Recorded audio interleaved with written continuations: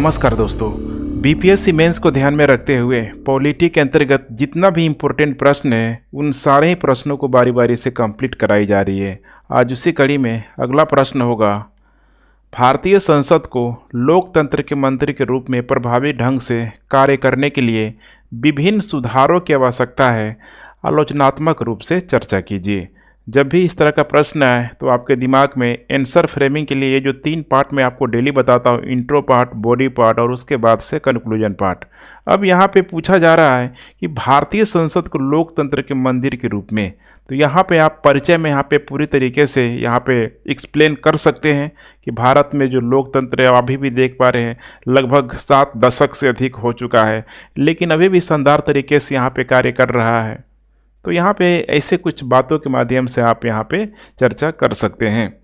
उसके बाद से यहाँ पे बॉडी पार्ट में जो की वर्ड है आपको अंडरलाइन करना है कि विभिन्न सुधारों की आवश्यकता है। किसमें? लोकतंत्र को मंदिर बनाने में विभिन्न सुधारों की आवश्यकता है। और फिर कह रहा है कि उसका आलोचनात्मक रूप से यहाँ पे चर्चा कीजिए। अब यहाँ पे कोशिश ये करना है कि सबसे पहले जो आलोचना जो की जाती है, इस आलोचना को सबसे पहले आप मेंशन कर देंगे तो आपको समझ में आ जाएगा कि जो भी लोकतंत्र के लिए चुनौतियां हैं, जो भी इसकी आलोचना की जाती है, आखिर किन किन संदर्भों में की जाती है। फिर उसी आलोचना को या फिर उसको सुधार के माध्यम से आप यहाँ पे नेक्स्ट पार्ट में दिखा सकते हैं। तो इसीलिए यहाँ पे सेकेंड जो यहाँ पे पैराग्राफ में आएगा, आलोचनात्मक परीक्षण, आलोचनात्मक परीक्षण, और उसके बाद से संसद के प्रभावी कार्य के लिए जो भी आवश्यक सुधार होगा। तो मैं बार बार बोलता हूं कि जो भी समस्या है, सपोज करिए कि यहाँ समस्या है, आलोचना करेंगे तो कुछ न कुछ यहाँ पे प्रॉब्लम अगर क्रिएट हो रहा है तो इसी प्रॉब्लम को क्रिएट यहाँ पे कर दिया जाएगा तो क्या हो जाएगा, पूरी तरीके से वो रिफॉर्म हो जाएगा, सुधार हो जाएगा। लेकिन वो जो समस्याएं हैं, ठीक है, सिर्फ और सिर्फ उसका सुधार करने से नहीं होगा, बाकी आगे भी कुछ बहुत सारे जो कह सकते हैं कि सुधार की यहाँ पे ज़रूरत होगी, आवश्यकता होगी, जो हम लोग यहाँ पे कंप्लीट करेंगे।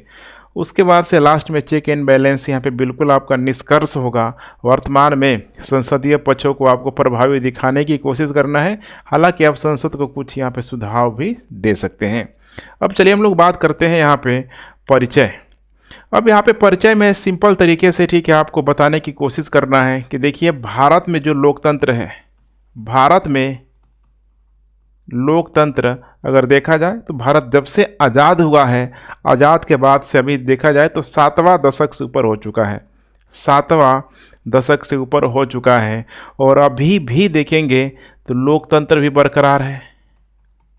और लोकतंत्र को बरकरार करने में अगर देखा जाए तो बहुत बड़ा जो रोल प्ले करता है भारत का संसद, भारत का संसद, जो कि दोनों ही तरह से देखा जाए तो यहाँ पे पूरी तरीके से यहाँ पे इसका अस्तित्व टिका हुआ है। लेकिन इसका सबसे बड़ा कारण है यहाँ पे संसद की जो लचीलापन या फिर यहाँ पे संविधान की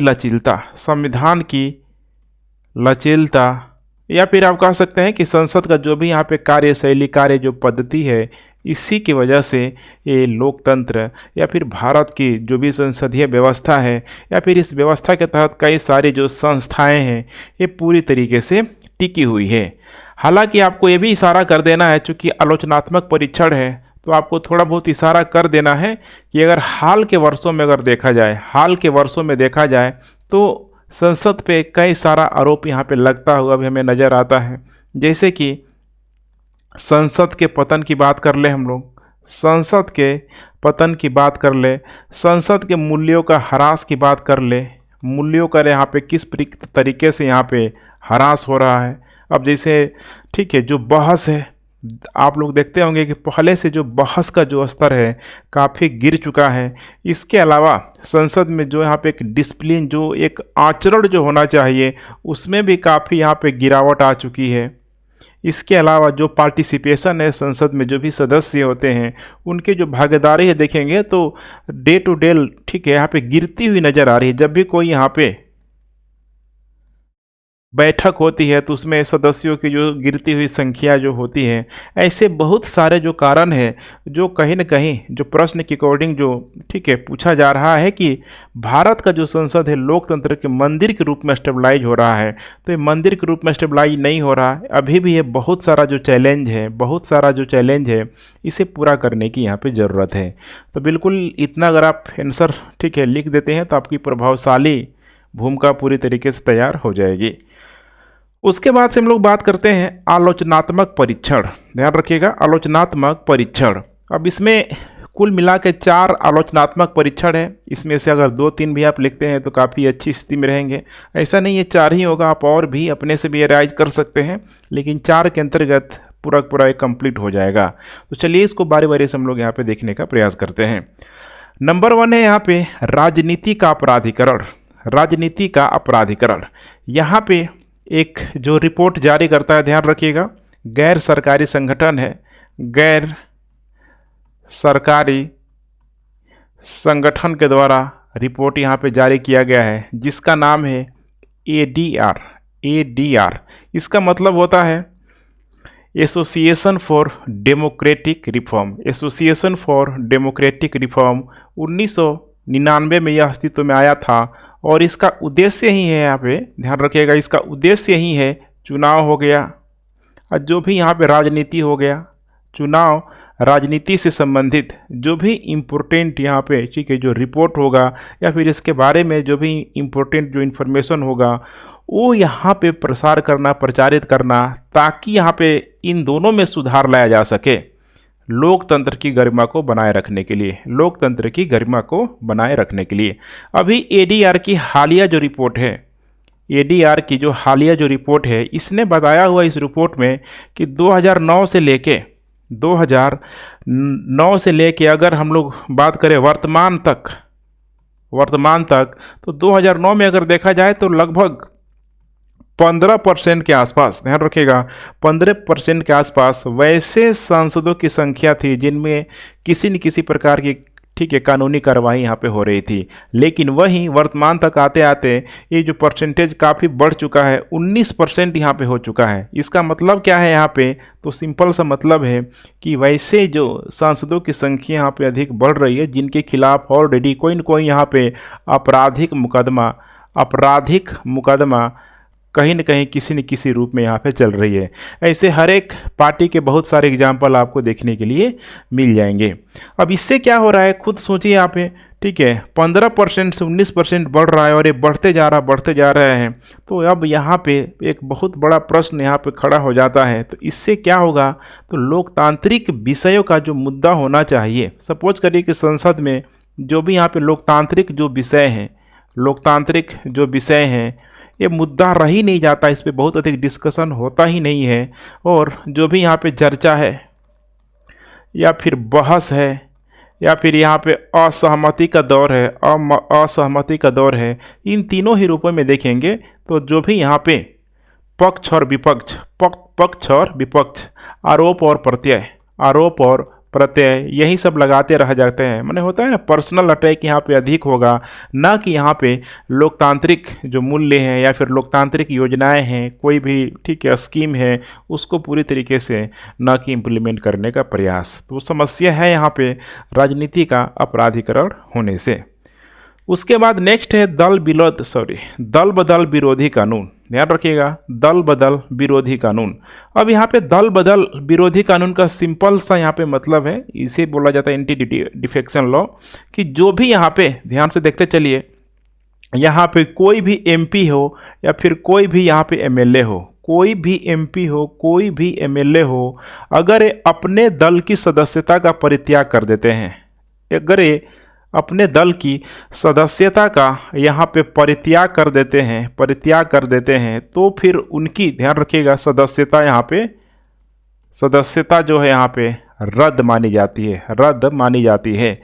और ये रद्द करने का जो अधिकार है, ध्यान रखिएगा, किसको दिया गया है, तो यहाँ पे अध्यक्ष, स्पीकर या फिर राज्यसभा में सभापति को ये दिया गया है। दल बदल की जो चर्चा मिलती है अनुसूची 10 में पूरा पूरा विस्तार से इसमें बतलाया गया है। लेकिन समस्या क्या है कि अभी भी इसके प्रावधानों को बहुत अधिक स्पष्ट नहीं किया गया है। जो भी प्रावधान है अभी ये ठीक है बहुत अधिक स्पष्ट यहाँ पे नहीं है, और इसीलिए यहाँ पे जो भी एमपी है या फिर एमएलए की अयोग्यता को लेके अगर देखा जाए तो साफ साफ बताया गया है कि केवल इसकी जो अयोग्यता है जो निर्धारित करेगा वो यहाँ पे स्पीकर हो जाएगा या फिर यहाँ पे सभापति हो जाएगा। स्पीकर या सभापति के द्वारा केवल और केवल यहाँ पे किया जाएगा। अब इससे क्या होता है, तो ये जो भी स्पीकर और सभापति है, देखिए किसी न किसी ये राजनीतिक दल के होते हैं, किसी न किसी ये राजनीतिक दल के होते हैं, और इसीलिए इन पे यह आरोप भी लगता है कि ये दलगत राजनीति का इनके द्वारा शिकार कर लिया जाता है, या फिर पार्टी का जो भी दबाव होता है इन पे, जिस किसी भी पार्टी के होते हैं, फिर वो पार्टी के दबाव में आके फैसला देने लगते हैं। इसका बहुत बड़ा एग्जाम्पल आपको हाल ही में देखने के लिए मिला था महाराष्ट्र में राजनीतिक संकट। महाराष्ट्र में किस प्रकार से राजनीतिक संकट आया था, वहाँ पे बहुत सारे जो विधायक थे उनकी सदस्यता को ठीक है रद्द यहाँ पे कर दिया गया था। अब यहाँ पे एक चीज़ को आप समझने की कोशिश करना है यहाँ पे कि जो भी यहाँ पे स्पीकर का जो निर्णय है, ध्यान से देखते चलिए, जो भी स्पीकर का जो निर्णय है क्या इसका जुडिशियल रिव्यू हो सकता है? जुडिशियल रिव्यू, न्यायिक पुनर्वीक्षा, ठीक है, न्यायिक समझ रहे हैं ना, यहाँ पे समीक्षा यहाँ पे हो सकता है। तो यह बहुत बड़ा यहाँ पे प्रश्न का ठीक है मतलब कह सकते हैं कि डिबेटेबल ये भी इशू हो जाता है, क्योंकि जुडिशियल रिव्यू को लेके माना जाता है कि जो यहाँ पे कार्यपालिका होगा, कार्यपालिका में इस चीज़ यहाँ पे लगाया जाता है, कार्यपालिका में लगाया जाता है, लेकिन कभी कभी इसको विस्तार करने का भी प्रयास किया जाता है, विधायिका के तरफ भी मोड़ने का प्रयास किया जाता है, जिसके वजह से ठीक है फिर मामला आ जाता है। संसद के द्वारा बोला जाता है कि जो सुप्रीम कोर्ट है किसी न किसी प्रकार से अपने अधिकारों का हनन कर रहा है, जो पावर ऑफ सेपरेशन का जो ठीक है कॉन्सेप्ट है उसको ये ठीक है अवहेलना कर रहा है, उल्लंघन कर रहा है। तो यहाँ पे जब जुडिशरी के द्वारा जब यहाँ पे उल्लंघन किया जाता है तो पूरी तरीके से ठीक है एक दखल अंदाजी के रूप में भी इसे माना जाता है। तो थोड़ी बहुत यहाँ पे समस्या आपको देखने के लिए मिलती है। इसीलिए एक इसका अच्छा सॉल्यूशन यहाँ पे हो सकता है कि इसका ठीक है जो न्यायपालिका है उसके द्वारा ना देखा जाए। अगर इसको सोचिए चुनाव आयोग के पास इसका लास्ट जो डिसीजन है चुनाव आयोग के पास चला जाए तो बहुत हद तक जो समस्या यहाँ पे दूर हो सकती है। उसके बाद से दूसरी यहाँ पे समस्या होती है, देखिए पीठासीन अधिकारी को लेके। अब आपको पता होना चाहिए कि पीठासीन अधिकारी होता कौन है। देखिए पीठासीन अधिकारी, चाहे हम लोग बात कर ले लोकसभा या फिर राज्यसभा या फिर जो भी विधानसभा विधान परिषद, वहाँ पे जो आप देखते होंगे एकदम बाहुबली टाइप का जो चेयर लगा रहता है, ठीक है, उसी चेयर में ठीक है जो भी व्यक्ति बैठता है वो पीठासीन अधिकारी होता है। जैसे अध्यक्ष भी हो सकता है, डिप्टी स्पीकर भी हो सकता है, डिप्टी स्पीकर भी हो सकता है, सभापति भी हो सकता है, या फिर इन दोनों या तीनों का अनुपस्थिति में कोई थर्ड पर्सन भी अगर आके बैठता है तो वही पीठासीन अधिकारी होता है। अर्थात वह सदन की कार्यवाही की पूरी तरीके से रेगुलेट करता है। ध्यान रखिएगा, रेगुलेट करता है। देखते होंगे ठीक है बीच में अगर कोई मतलब समय से अधिक बोलता है या फिर जो भी अवांछित चीज़ें बोलता है तो उसको रोकने का प्रयास करता है, ठीक है। तो ये भी एक समस्या के कारण है पीठासीन अधिकारी, और इसका जो कार्य है पूरी तरीके से सदन को नियंत्रित करना, लेकिन ऐसा हो नहीं पाता है। और ये भी पीठासीन जो अधिकारी होता है दलगत राजनीति का शिकार हो जाता है, अर्थात अपने लोगों को बोलने देना और विपक्ष के लोगों को पूरी तरीके से चुप करा देना। पीठासीन अधिकारी एक और होता है, ठीक है, जहाँ तक मेरी समझ है, ठीक है, बुद्ध का जो कह सकते हैं ना, जब होता है ना चुनाव होता है तो बुद्ध का जो मालिक होता है, बुद्ध का सबसे महत्वपूर्ण अधिकारी पीठासीन अधिकारी वहाँ भी होता है, ठीक है। अब यहाँ नेक्स्ट है यहाँ पे प्रतिनिधि लोकतंत्र में गिरावट। इसका सिंपल सा मतलब है, देखिए भारत में जो चुनाव प्रक्रिया है, भारत का जो चुनाव होता है किस प्रकार से होता है, भारत का जो चुनाव है, ठीक है, सिंपल सा मतलब है जिसको बोला जाता है पहले खंभा छूने की पद्धति, ठीक है, सिंपल भाषा में समझिए।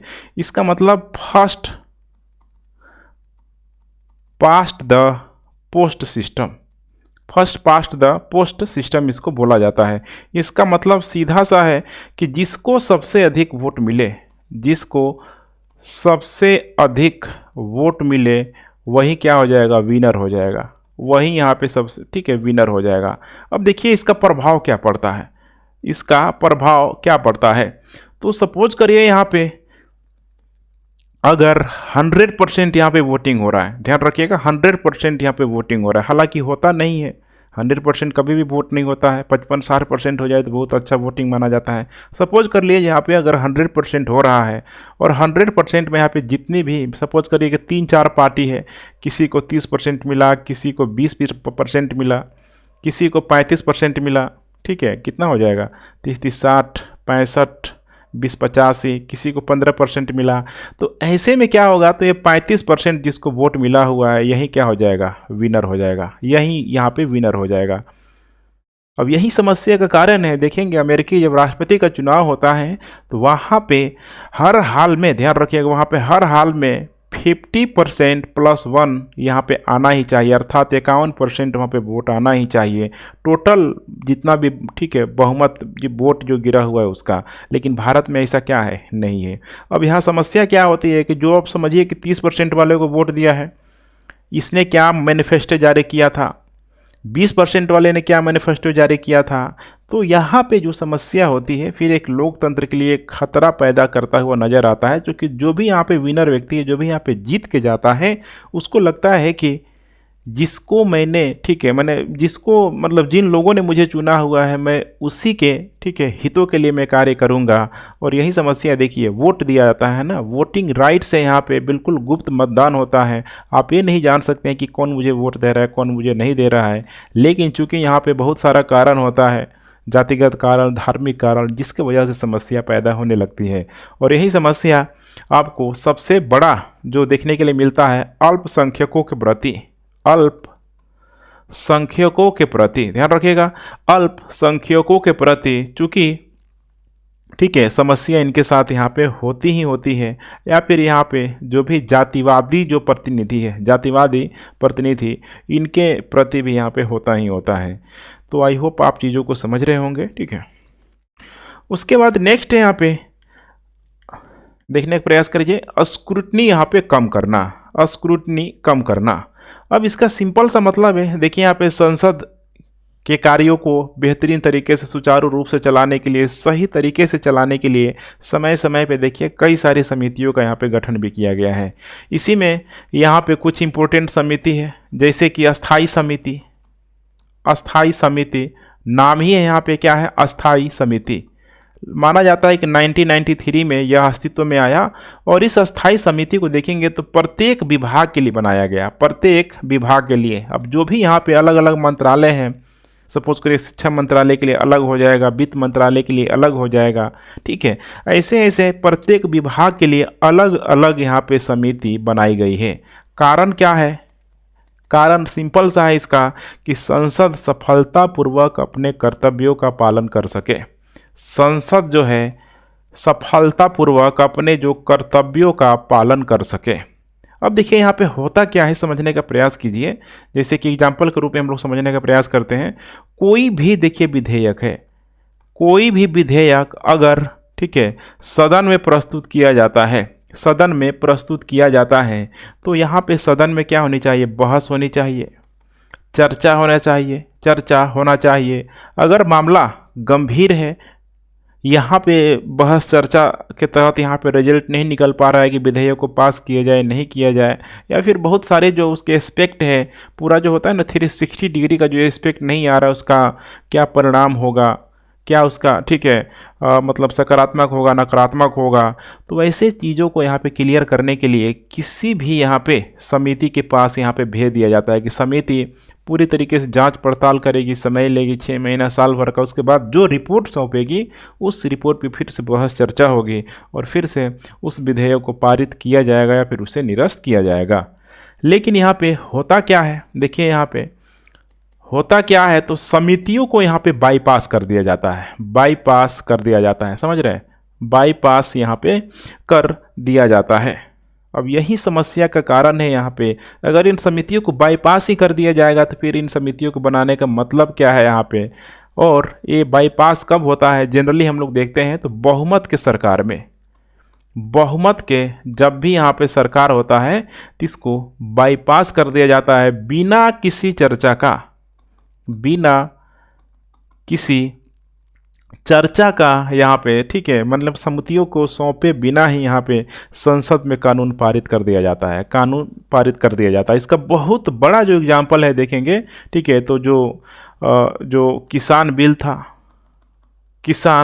था किस तरीके से उसको एक झटके में यहाँ पे पारित कर लिया गया, आखिर किसान बिल को सरकार को वापस लेना पड़ा। तो ऐसे बहुत सारे यहाँ पे कानून देखने के लिए मिल जाएंगे, खासकर जब बहुमत की सरकार होती है तो उसमें समस्या आती ही आती है। अब आइए हम लोग नेक्स्ट बात करते हैं संसद के प्रभावी कार्य के लिए आवश्यक सुधार। कौन कौन सा आवश्यक सुधार होना चाहिए? तो मैं बार बार बोलता हूँ, जो समस्या है उन समस्याओं को सुधार दीजिए तो अपने आप सिस्टम सही तरीके से कार्य करने लगेगा। जैसे कि इसमें मैंने 10 सुधारों को शामिल किया हुआ है। इन 10 सुधारों को कोशिश कीजिए मैक्सिमम सुधारों को आप लोग एग्जाम में लिख के आएँ। जैसे कि नंबर 1 है राजनीति में अपराधियों की भागीदारी को कम करना। बहुत बड़ी समस्या है, किसी भी लोकतांत्रिक व्यवस्था के लिए एक खतरे की घंटी बजाते ही बजाते रहता है, और इसमें जनता की भी उतनी ही ध्यान रखिएगा दोस्त है। अभी हम लोग इसका एनालिसिस करेंगे ही करेंगे। देखिए यहाँ पे राजनीति में अपराधियों की भागीदारी के लिए यहाँ पे कितने बार अगर यहाँ पे देखेंगे ना तो समस्या होती ही होती है कि कोई भी अगर एमपी है, एमएलए है, तो भाई वो आपराधिक मामला में संलिप्त है तो क्लियर कब होगा? जब मामला जाएगा कोर्ट में, कोर्ट ही में तो यहाँ पे ठीक है उसको गिल्टी करार दिया जाएगा, गिल्टी नहीं करार दिया जाएगा। समस्या है कि नहीं है? लेकिन समस्या क्या है इसमें? कोर्ट की। और इन लोगों के लिए यहाँ पे होता है विशेष अदालत, विशेष अदालत। अब इस विशेष अदालत को लेके सुप्रीम कोर्ट ने कितने बार यहाँ पे सेंट्रल गवर्नमेंट से ये रिक्वेस्ट किया है कि इन विशेष अदालतों की जो संख्या है बढ़ाई जाए, संख्या बढ़ाई जाए। आपको पता होना चाहिए कि सुप्रीम कोर्ट के जो, ठीक है, जो भी जज है यहाँ पे उनका भी जो वेतन है, ठीक है, संसद से ही जाता है। खुद आप सोच के देखिए, तब ये अपने से तो बना नहीं सकते हैं। तो विशेष अदालतों की संख्या यहाँ पे बढ़ाया जाए। ये संख्या बढ़ेगी तभी तो जाके 1 वर्ष के अंदर, मैंने इनका कहना है सुप्रीम कोर्ट का, अगर इनकी संख्या बढ़ जाएगी तो 1 वर्ष के अंदर जितना भी मुकदमा निलंबित है राजनेताओं से संबंधित उसको हम लोग क्लियर कर लेंगे। ठीक है, वो दोषी है या फिर वो दोषी नहीं है तो कोई समस्या ही नहीं रहेगी। लेकिन वर्तमान में अभी देखेंगे टोटल तो 12 विशेष अदालत है जिसमें मात्र 7 ही कार्य कर रहा है, 7 ही कार्य कर रहा है। अब ये सबसे बड़ी समस्या का कारण है यहाँ पे संसद, जो भी सेंट्रल गवर्नमेंट है कि वो इनकी संख्या को बढ़ा नहीं रही है। जल्दी से जल्दी यहाँ पे इमीडिएट उसको बढ़ाने का प्रयास करना चाहिए। इसका मतलब कि जो विशेष अदालत की संख्या यहाँ पे हर हाल में बढ़ाने पे जोर देना चाहिए। उसके बाद से यहाँ पे तीसरा यहाँ पे आप बता सकते हैं कि देखिए जब भी यहाँ पे चुनाव होता है या फिर जो भी यहाँ पे राजनीति में धन के प्रभाव को कम करने के लिए, राजनीति में धन के प्रभाव को कम करने के लिए एक अच्छा आप सुझाव दे सकते हैं कि राष्ट्रीय चुनाव कोष स्थापित करना चाहिए। राष्ट्रीय चुनाव कोष स्थापित करना चाहिए। अभी देखिए गवर्नमेंट ने कितना चालाकी से चुनावी जो बॉन्ड लाया उसके जरिए यहाँ पे, ठीक है, गवर्नमेंट के पास पैसा आ गया। अब उसका डेटा अगर आरबीआई के पास जा रहा है तो आरबीआई तो भी कहीं ना कहीं यहाँ पे गवर्नमेंट के द्वारा यहाँ पे रेगुलेट किया जा रहा है। तो इस चीज़ को आप समझने की यहाँ पे कोशिश कीजिएगा। अगर राष्ट्रीय चुनाव कोष यहाँ पे स्थापित हो जाएगा तो इसमें कितना डोनेशन आ रहा है, कितना इसमें चंदा आ रहा है और इसमें कितना यहाँ पे खर्च किया जा रहा है, खासकर चुनाव में, पूरा का पूरा एक क्रिस्टल क्लियर हो जाएगा। इसके अलावा सबसे बड़ी जो समस्या का कारण है यहाँ पे पीपल, जो भी यहाँ पे भारत के जो नागरिक हैं इनको भी समझना चाहिए कि अगर कोई भी, अगर इनका जो प्रतिनिधि है, ध्यान रखिएगा, अगर वो इनके, ठीक है, क्रियाकलापों पे खरा नहीं उतर रहा है, अगर वो इनके दायित्वों पे खरा नहीं उतर रहा है तो फिर वैसे प्रतिनिधि को ये लोग वोट ही नहीं दे। और इसके लिए ज़रूरी है कि इन लोगों को धर्म और जाति से ऊपर उठ के वोट यहाँ पे देना पड़ेगा। उसके बाद नेक्स्ट है दल बदल विरोधी, ध्यान रखिएगा, दल बदल विरोधी कानून की समीक्षा। अब यहाँ पे थोड़ा समझने की कोशिश कीजिए, ठीक है, दल बदल विरोधी कानून की समीक्षा। देखिए इसमें एक आता है व्हिप का प्रयोग,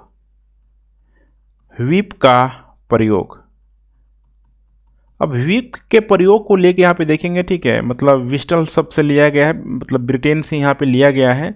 तो व्हिप का प्रयोग माना जाता है यहाँ पे कि इसको बहुत ही सीमित करने की ज़रूरत है।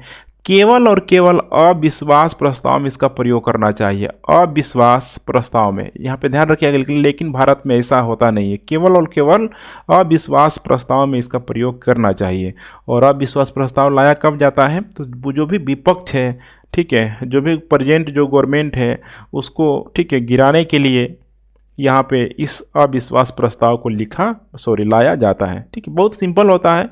इसमें स्पीकर को लिखित 50 जो भी सदस्य होते हैं उनका साइन होना जरूरी होता है, लिखित आपको, ठीक है, स्पीकर को देना होगा। फिर उसके बाद से बहुमत की प्रक्रिया एक निश्चित डेट में शुरू हो जाएगी। ठीक है, कि वहाँ पे आपको दिखाना होगा कि रियल में ये जो गवर्नमेंट है पूरी तरीके से करप्ट हो चुकी है, बर्बाद हो चुकी है।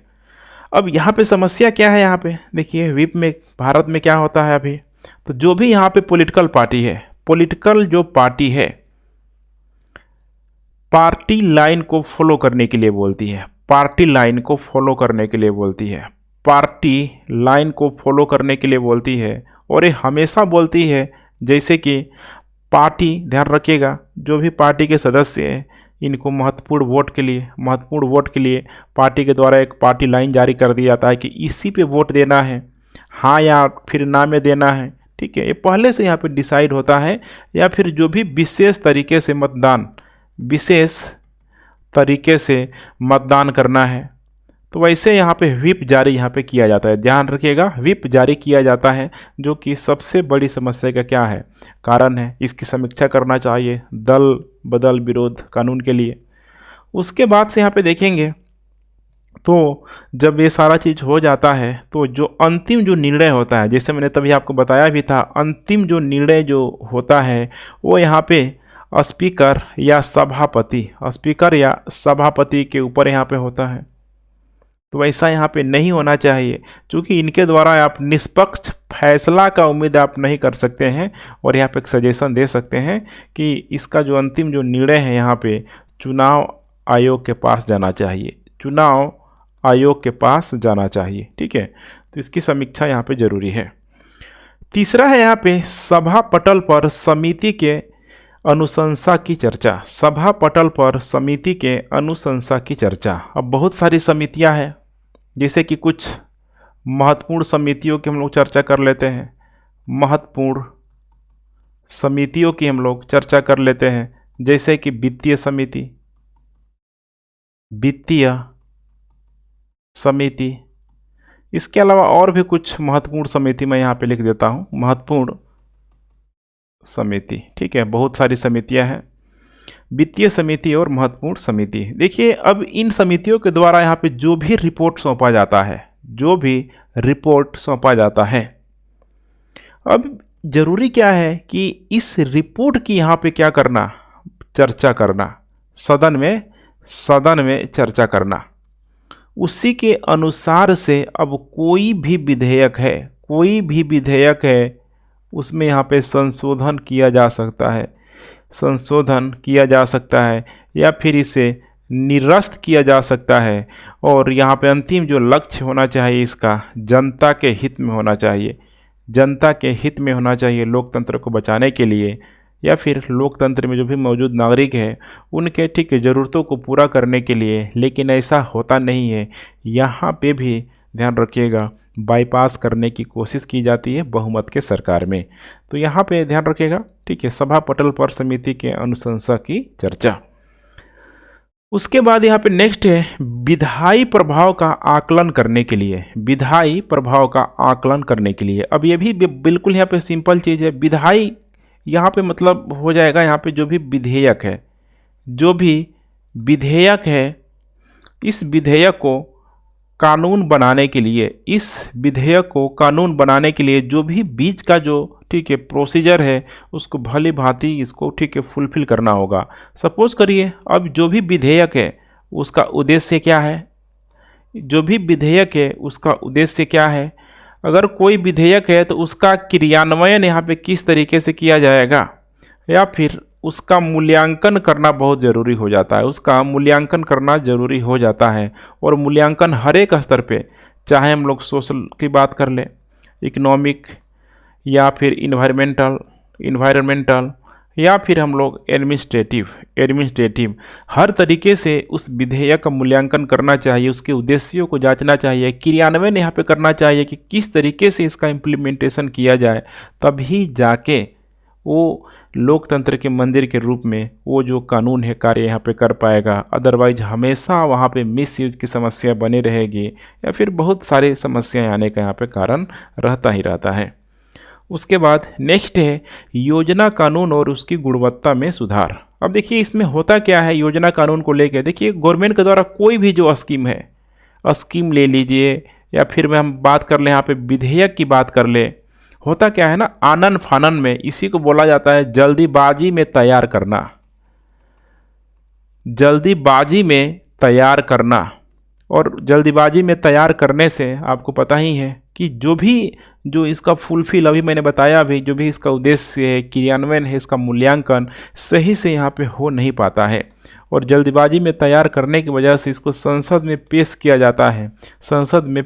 जाता है, और जिसकी वजह से इसकी अक्सर आलोचना भी होती है। इसीलिए इस तरह की गतिविधियाँ यहाँ पे ना हो पाए, उसके लिए यहाँ पे ज़रूरी हो जाता है एक व्यापक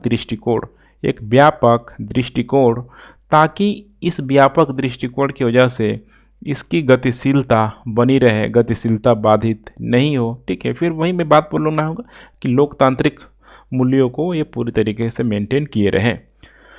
उसके बाद यहाँ पे सदस्यों की अनुपस्थिति, माने ये इतनी बड़ी समस्या है लोकसभा या फिर राज्यसभा के सदस्यों को लेकर। देखिए इतना बड़ा पद किसी एक व्यक्ति को दिया जा रहा है, एक व्यक्ति यहाँ पे हजारों लाखों लोगों का यहाँ पे रिप्रेजेंट कर रहा है, लेकिन चुने जाने के बाद होता क्या है कि पता चले कि भाई स्कूल ही नहीं जाता है, समझ रहे हैं, संसद ही नहीं जा रहा है, जबकि संसद को एक मंदिर का दर्जा दिया गया है। अब 1 लाख 2 लाख 10 लाख लोगों का अगर लोकसभा राज्यसभा का अगर कोई भी सदस्य अगर प्रतिनिधित्व करता है, तो ठीक अगर वो संसद में नहीं जा रहा है तो सोचिए कितनी बड़ी वो गलती कर रहा है। लेकिन ऐसा होता नहीं है, ध्यान रखिएगा। ठीक है, समस्या बनी की बनी रहती है यहाँ पे। तो यहाँ पे भारतीय लोकतंत्र के लिए एक बहुत ही गंभीर बीमारी का रूप लेते जा रहा है, गंभीर बीमारी का रूप लेते जा रहा है। यही शब्द आपको एग्जाम में लिख के आना है, ध्यान रखिएगा, गंभीर बीमारी का रूप लेते जा रहा है।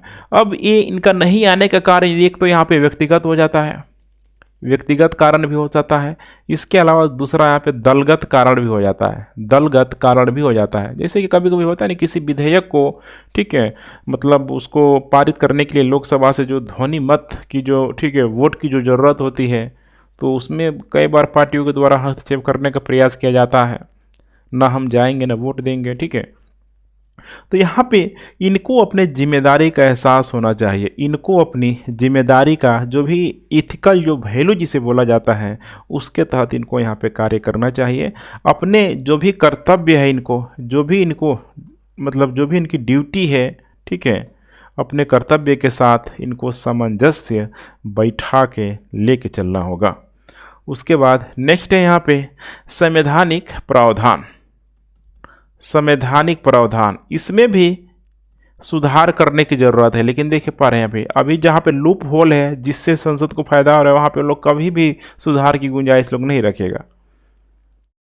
बड़ी समस्या है। तभी ना जब APJ अब्दुल कलाम थे, वे इसी चीज़ को लेकर बहुत परेशान थे कि हमारे देश में संसदीय जो कार्यवाही है निष्पक्ष तरीके से, सही तरीके से कभी यहाँ पे हो नहीं पाती है। इतने देखिए यहाँ पे बिलियंस पीपुल का संसद प्रतिनिधित्व कर रहा है और ऐसे में लापरवाही बढ़ती जा रही है, समस्या होती ही होती है। देखिए यहाँ पे क्या है, संवैधानिक प्रावधान में बोला जाता है यहाँ पे लोकसभा या राज्यसभा में या फिर किसी भी सदन में अगर टोटल सदस्यों का अगर 1/10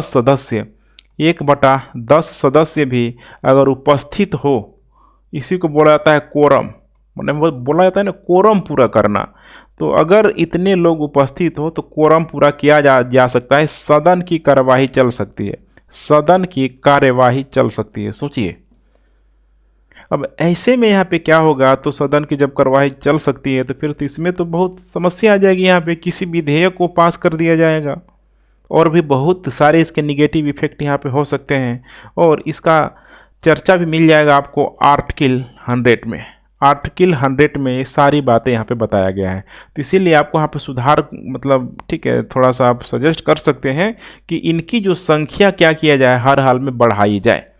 जो इनकी संख्या है मिनिमम संख्या को बढ़ाया जाए, ताकि इनको समझ में आए कि अगर हम नहीं जाएंगे तो फिर ठीक है, या फिर जो भी पनिशमेंट वगैरह का जो प्रोसेस है वो भी इनको लगाया जाए, विशेष अधिकारों में कमी करने का प्रयास किया जाए ताकि ये लोग अवेयर हो पाए।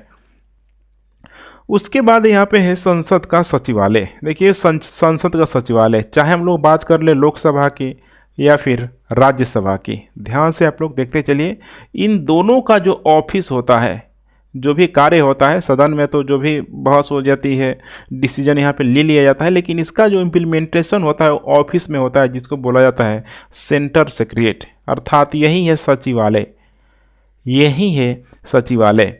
अब यहाँ पे सचिवालय में देखिए जो भी कर्मचारी हैं, सचिवालय में जो भी कर्मचारी हैं, इन कर्मचारियों की स्वतंत्रता, इसके अलावा इनकी जो निष्पक्षता है, बहुत ज़रूरत, ध्यान रखिएगा, स्वतंत्रता निष्पक्षता बहुत ही यहाँ पे आवश्यक है, बहुत ही यहाँ पे ज़रूरत है।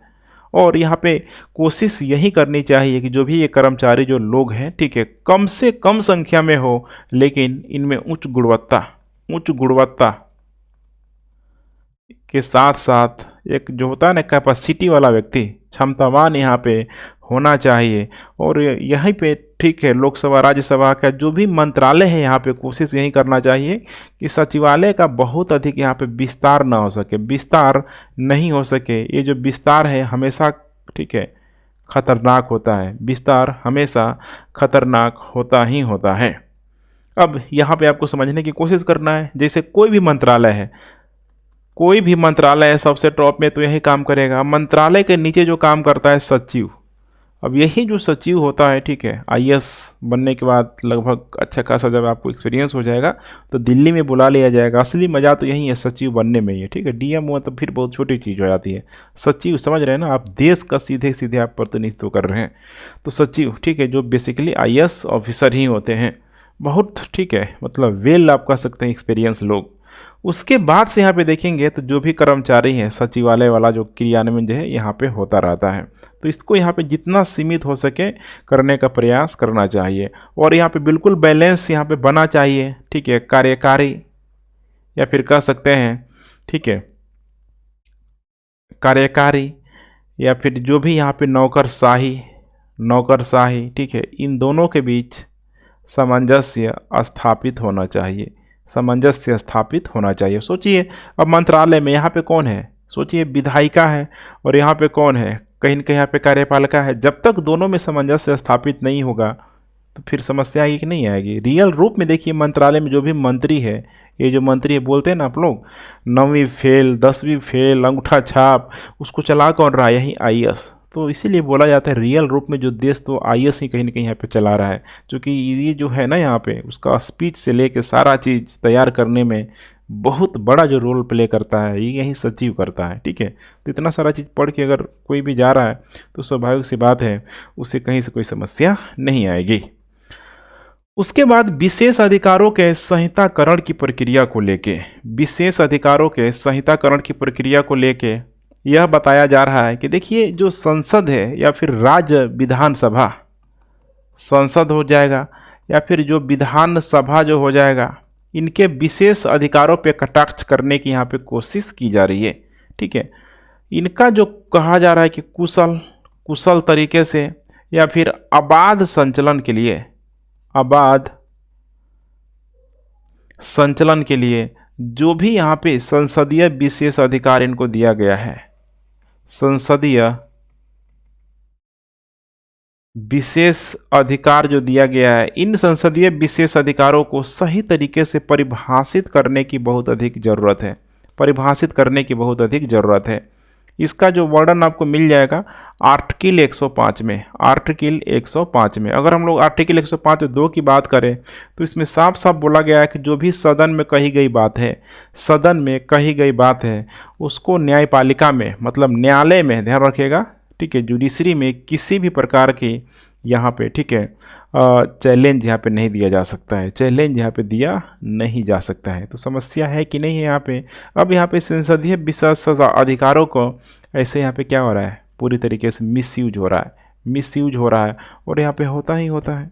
तो यहाँ पे भी सुधार की ज़रूरत है। उसके बाद यहाँ पे नेक्स्ट है याचिका समिति को लेके। अब याचिका समितियों को देखेंगे तो सारे के सारे समितियों में से बहुत ही ओल्डेस्ट समिति माना जाता है, सबसे पुरानी समितियों में से एक है, सबसे पुरानी समितियों में से यह एक मानी जाती है। और ये आपको देखने के लिए मिल जाएगी दोनों ही समितियों में, ठीक है, मैंने दोनों ही सदनों में, लोकसभा या फिर राज्यसभा में एक अस्थाई, ठीक है, सदस्य के रूप में, अस्थाई समिति के रूप में यहाँ पे मौजूद होती है। अब यही बोला जाता है कि इसे और मजबूत करने की ज़रूरत है, इसे और मजबूत करने की ज़रूरत है। जानेंगे कैसे? तो मजबूत करने की इसे क्यों ज़रूरत है? तो देखिए यहाँ पे कोई भी संसद में अगर याचिका दायर की जाती है, संसद में अगर याचिका दायर की जाती है, याचिका मतलब समझ रहे हैं ना, याचिका का मतलब कि हो सकता है कि बाहर से यहाँ पे कुछ संसद में आया है, लोग प्रार्थना कर रहे हैं, कोई समिति हो सकता है, कोई व्यक्ति हो सकता है, कोई संस्था हो सकता है कि भाई ये नियम में, ये नीति में कुछ बदलाव लाना ज़रूरी है। तो वही होता है याचिका, मतलब रिक्वेस्ट करना। अब इस याचिका को जो ये याचिका समिति है जांच करती है, इसकी जांच करती है, और ध्यान रखिएगा ये जांच करने के बाद यही समिति बता दी है कि यह विचारणीय योग्य है कि नहीं है। अगर लगेगा कि विचारणीय योग्य है तो इसमें फिर बहस चलेगा ही चलेगा। अगर यहीं पे इस समिति ने मना कर दिया कि विचारणीय क्या है, नहीं है, तो इसको यहीं पे यहाँ पे ख़त्म कर दिया जाएगा, रोक दिया जाएगा। और विचारणीय है, ध्यान रखिएगा, अगर ये विचारणीय है तो सदन में आगे की कार्यवाही, सदन में आगे की जो भी यहाँ पे कार्यवाही होगी उसको लेके सुझाव भी देगा ये याचिका समिति, ठीक है। तो इसीलिए यहाँ पे बताया जा रहा है, देखिए लोकपाल जिस तरीके से आया हुआ है, ठीक है, तो लोकपाल के तहत ही लोकपाल जैसा ही है यहाँ पे याचिका जो समिति है, जो कहीं ना कहीं यहाँ पे फिल्टर आउट करने का प्रयास कर रही है। तो अगर ये मजबूत हो जाएगा तो देखिए, अगर समझ रहे हैं ना, अगर जनरल लोगों से मुद्दा होगा, भारत के नागरिकों से या फिर बहुत बड़ी संख्या का अगर प्रतिनिधित्व कर रहा होगा कोई भी याचिका, तो ये लोग यहाँ पे अप्रूवल दे सकता है। तो आगे चल के, ठीक है, उसमें कुछ परिवर्तन होने की भी संभावना बनी रहती है। उसके बाद यहाँ पे नेक्स्ट है विपक्ष की भूमिका को मजबूत किए जाने का प्रयास। ये बहुत बड़ी समस्या का कारण है और वर्तमान में तो ये समस्या किसी से छिपा नहीं है। देख रहे हैं कि किस प्रकार से विपक्ष को कहीं ना कहीं यहाँ पे, ठीक है, ख़त्म करने का प्रयास किया जा रहा है। तो यहाँ पे आप एक अच्छा एग्जाम्पल दे सकते हैं कि विपक्ष के प्रभाव को मजबूत करना बेहद ही ज़रूरी है, क्योंकि किसी भी लोकतंत्र में लोकतांत्रिक प्रक्रिया को बनाए रखने के लिए विपक्ष का प्रभावी होना बहुत ज़रूरी है। और भारत में भी वर्तमान में विपक्ष क्या हो रहा है, कमज़ोर हो रहा है। तो कमज़ोर हो रहा है तो आप यहाँ पे सुधार दे सकते हैं कि भारत में हो ना हो यहाँ पे शैडो कैबिनेट लाना चाहिए, शैडो कैबिनेट लाना चाहिए। इसको बोला जाता है छाया मंत्रिमंडल लाना चाहिए। अब शैडो, ठीक है, कैबिनेट की जो अवधारणा है ब्रिटेन से ही यहाँ पे है, ठीक है, ब्रिटेन की राजनीति में बहुत ही प्रभावशाली अवधारणा है, इसकी ध्यान रखिएगा, शैडो कैबिनेट की। अब इसमें होता क्या है, शैडो कैबिनेट में होता क्या है? तो देखिए जितना भी मंत्रिमंडल होता है 1 2 3, ठीक है, जितना भी, तो इस शैडो कैबिनेट में यहाँ पे विपक्ष का जो नेता होता है, इस विपक्ष के नेता को यह अधिकार है कि यह जिससे मन करे, जो भी वरिष्ठ जो नागरिक होते हैं, वरिष्ठ नागरिक को ये चुन सकता है। किस लिए? तो चुनने का इसका कारण यही होता है, जैसे कि जितना भी यहाँ पे, सपोज करिए जितना भी यहाँ पे मंत्रालय है, इस मंत्रालय के समकक्ष नाम ही है शैडो कैबिनेट। ऐसे यहाँ पे शैडो कैबिनेट यहाँ पे चुन सकता है। और ये जो शैडो कैबिनेट है, कोई भी मंत्रालय अगर यहाँ पे कार्य कर रहा है, तो उसके कार्यों को एक क्या करेगा, चुनौती देगा। इसीलिए यहाँ पे एक शैडो कैबिनेट को ध्यान रखिएगा, एक वैकल्पिक सरकार के रूप में इसे जाना जाता है, एक वैकल्पिक सरकार के रूप में भी इसे जाना जाता है। तो आशा करते हैं इतनी सारी चीज़ें आप लोगों को समझ में आ गई होगी। अब आइए हम लोग नेक्स्ट बात करते हैं फाइनल निष्कर्ष की। तो देखिए, निष्कर्ष में आपको चेक एंड बैलेंस दिखाने की हमेशा मैं बोलता हूँ कोशिश करना है, लेकिन इसमें आपको ठीक है अभी भी संसद भारत में लोकतांत्रिक प्रक्रिया को, लोकतांत्रिक मूल्यों को बनाने में काफ़ी हद तक सफल हुआ है। तो आप थोड़ा पॉजिटिव वे में यहाँ पे इसको दिखा सकते हैं। अगर देखा जाए 7 दशक से, पिछला अगर 7 दशक से अगर देखा जाए, संसद का जो भी यहाँ पे कामकाज हो गया, ठीक है, या फिर जो भी उसकी जो अलग अलग संस्थाएं हैं, तो भारत के नागरिक उस पर गर्व कर सकते हैं, पूरे विश्व के लोग भी गर्व कर सकते हैं। और कारण यही है कि संसद क्या है, गतिशील है।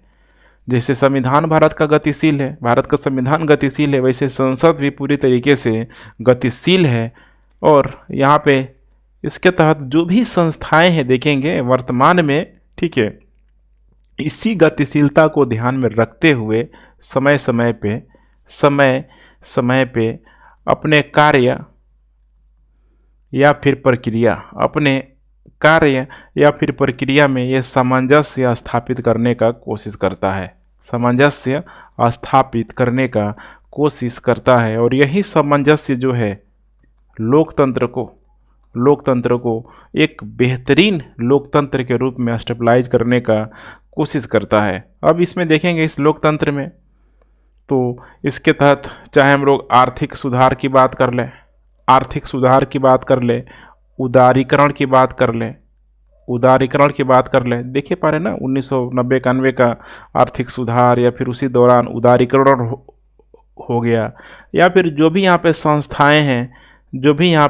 संस्थाएं हैं किस तरीके से भी इसको अभेद रखने का प्रयास किया गया है। इन सारी चीज़ों के माध्यम से आपको कुल मिला के आपको दिखाने की कोशिश यहाँ पे करना है, ठीक है, कि जो भी यहाँ पे संसद है या फिर उसके जो भी यहाँ पे सदस्य हैं, ये आपस में सामंजस्य स्थापित करके बैठा के लोकतंत्र की गरिमा को, ठीक है, ये लोग पूरी तरीके से बनाया हुआ है। हालांकि लास्ट में थोड़ा बहुत आप सजेशन भी दे सकते हैं, यहाँ पे दे सकते हैं, खासकर जो, ठीक है, क्या बोलते हैं कि उसको, जब बहुमत की सरकार आती है तो कुछ हद तक देखेंगे तो ये लोकतांत्रिक मूल्यों का हनन करने लगती है। तो यहाँ पे कोशिश करना है कि जो भी बहुमत की सरकार है वो भी इन सारी चीज़ों को देखे, जो भी डिसीजन ले सोच समझ के ले, अध्यादेश जैसे जो भी, ठीक है, चीज़ें हैं कम से कम पारित करने की कोशिश करे, कोई भी विधेयक उस पर खुल के विपक्ष को भी बहस करने का मौका दे। तो यहाँ पे थोड़ा बहुत आप समझाने की कोशिश कर सकते हैं। तो ठीक है फ्रेंड्स, फाइनली अपना फीडबैक आप लोग देते रहे, एंड थैंक्स फॉर वॉचिंग। जय हिंद।